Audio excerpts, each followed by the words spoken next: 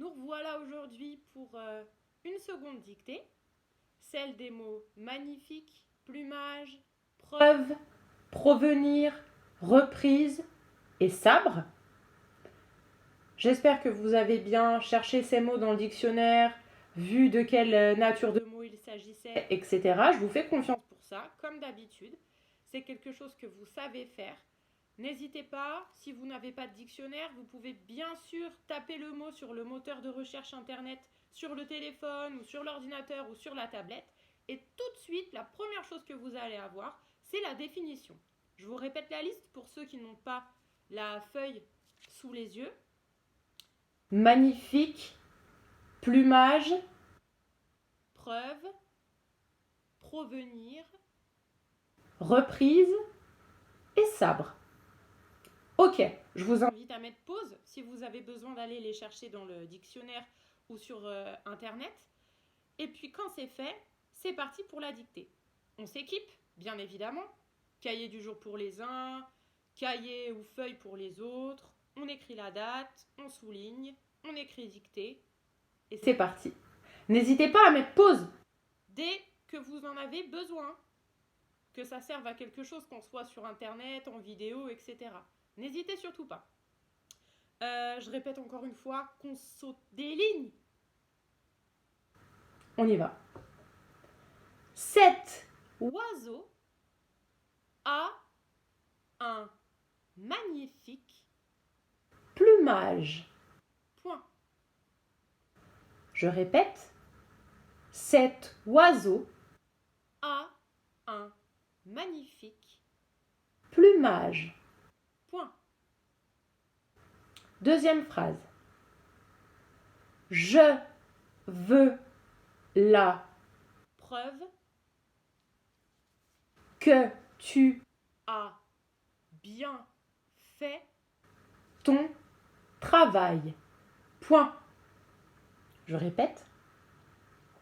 Je veux la preuve que tu as bien fait ton travail. Point. Troisième phrase. Ce fruit provient d'Amérique. Point. Je répète. Ce fruit provient d'Amérique. Point. Ensuite, le joueur fait une reprise, puis frappe. Point. Je répète, le joueur fait une reprise, puis frappe. Point. Dernière phrase. Nous jouerons avec nos sabres laser. Point. Je répète, nous jouerons avec nos sabres laser. Point.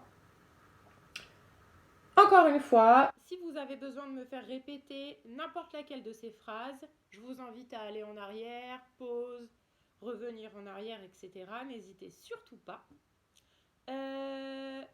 Évidemment, on se relit avant de regarder la correction.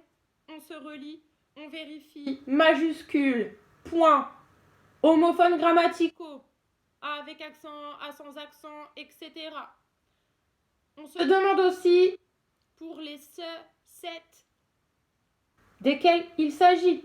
Si c'est celui-là, si c'est le sien, si c'est... Bref, ces questions-là, on se les pose. D'accord ?